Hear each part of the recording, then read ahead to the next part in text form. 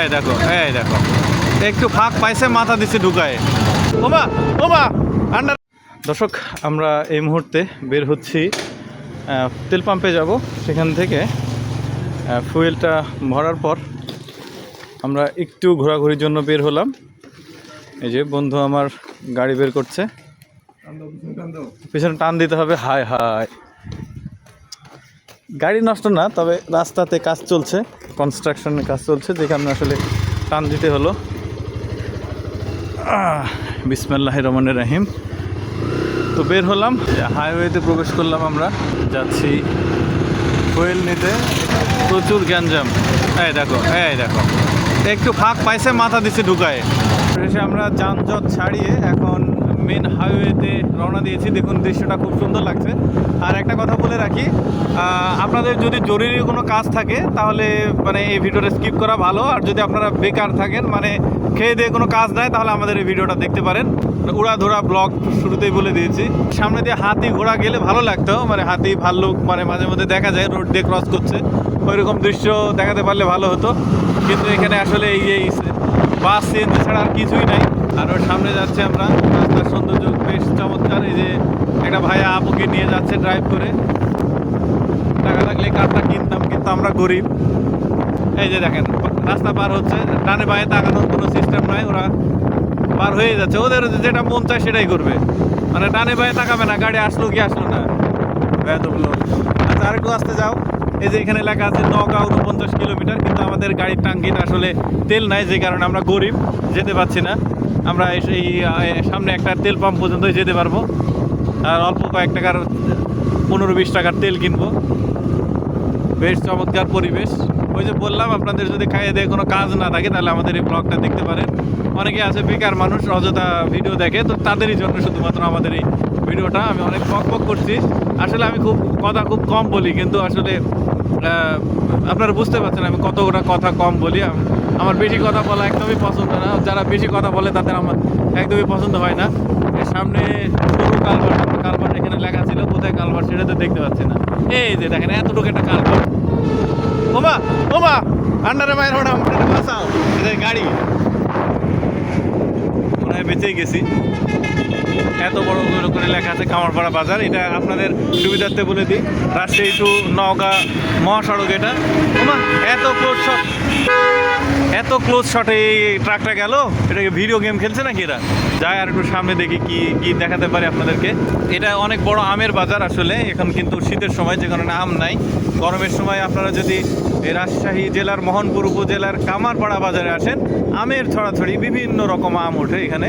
তো যাই হোক, যেমন আম দেখাতে পারলাম না, তারপরে আর একটু সামনে যায়, আর সামনে কি আছে দেখি আমাদের ভাগ্যে।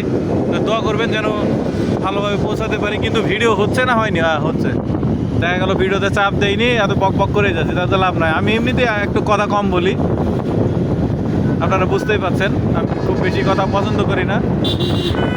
ওমা দে ধোয়া দে। 2035-40 সালের দিকে আমিও কার কিনবো। আমি এখন গরিব আসলে, আমরা টাকা নাই আমাদের। তো আপু টাকা ভ্যানে চড়ে খুব পোজ দিচ্ছিল। সামনে আবার আমরা যাচ্ছি, আমার বন্ধু ড্রাইভ করছে, যে দেখতে পাচ্ছেন ফ্রিতে ইয়ামাহার বিজ্ঞাপন করে দিচ্ছি। আপনারা চাইলে ইয়ামাহা মোটরসাইকেল কিনতেও পারেন, নাও কিনতে পারেন, সেটা আপনাদের ইচ্ছা। তবে আপনারা যদি কোনো মতামত জানাতে চান আমাদের এই ভিডিওতে, তাহলে আপনারা আপনাদের মোবাইল অপশনে গিয়ে যে কোনো কিছু লিখে আপনারা যে কোনো নাম্বারে পাঠিয়ে দেন, আমরা সেটা পড়ে আপনাদেরকে জানাই দেবো। সাবাইহাট ব্রিজ লেখাই আছে, রাজশাহী টু নওগাঁ মহাসড়ক। এই যে সামনে একটা বড় সড়ো ব্রিজ আছে, এই যে একটা মোটরসাইকেল চলে আসতেছে দেখা যাচ্ছে। এটা আমাদের মোটরসাইকেলের মধ্যে মোটরসাইকেল। যে সাবাইহাট সেতু লেখা আছে। ওরে বাবা, সেতু এটা হচ্ছে একটা শ্মশান ঘাট। এই যে সিন্দুর পানিয়া মহাশ্মশান লেখাই আছে। এই যে দেখতে পাচ্ছেন, এটা শ্মশান ঘাট। যারা রাজশাহী টু নওগাঁ মহাসড়কে যাবেন, তারা কি দেখতে পারবেন, তারা এই ভিডিওটা থেকে আসলে দেখে নিতে পারেন আপনারা।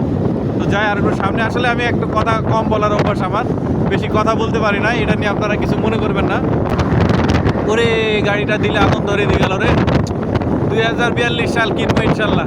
আপনারা এই রোডে কিন্তু একদম মহাবিশ্ব ভ্রমণ করতে পারবেন, সারা বিশ্বেই যাওয়া যায়। এটা আজব একটা ব্যাপার এই রোড হয়ে। মানে এখান থেকে নওগাঁ যাবেন, নওগাঁ থেকে ঢাকা থেকে এয়ারপোর্টে যাবেন। আরে বাবা রে, দাঁড়া, সাইডে যাই।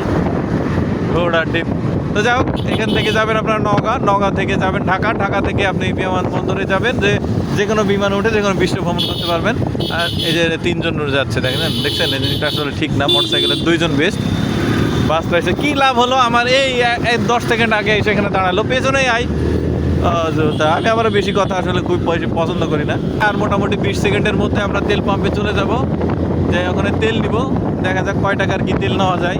আমরা গরিব, আমাদের পকেটে টাকা নাই, আপনারা ধনী মানুষ, 2-1টা স্টার মার দিলেও আমাদের আসলে কাজে লাগে। এ ভাই আসতে আন্ডারে মাইরো না। এই যে আমরা তেল পাম্পে চলে আসছি, আর একটু সময় হলে তেল পাম্পে, মোটামুটি 10 মিনিটের মতো সময় লাগছে তেল পাম্পে আসতে। আমরা আস্তে আস্তে গাড়ি চালিয়েছি, যে কারণে আসলে আসতে কিছুটা সময় লাগলো। ভিডিওগ্রাফি না করলে হয়তো বা মোটামুটি 8 মিনিটের মধ্যে চলে আসা যাইতো। তুমি এত আসতে চালাও কেন? আমরা একটু চালাক, কারণ এখানে আমরা তেল নিব 1040 টাকার, যাতে ওরা আসলে 2 নম্বরই করতে না পারে। কয় টাকা তেল দেবো? আমরা তো গরিব, 1030 টাকার দেন। এই যে এখানে এই ভাই এখানে টিপ দিচ্ছে, যে 1030 টাকা উঠেছে। এই যে ভাই এখানে তেল দিচ্ছে, গোলাপি কালার যে এখানে উঠছে, কয় টাকার তেল যাচ্ছে না যাচ্ছে।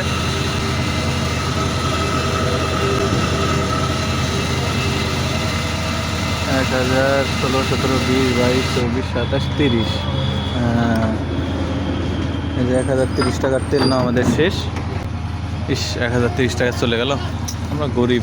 তেল নেওয়া শেষ, আমরা যা হোক আমরা আবারও সামনে চলে যাচ্ছি। যে আমি আসলে একটু কথা কম বলি, এই জন্য আন্তরিকভাবে দুঃখিত।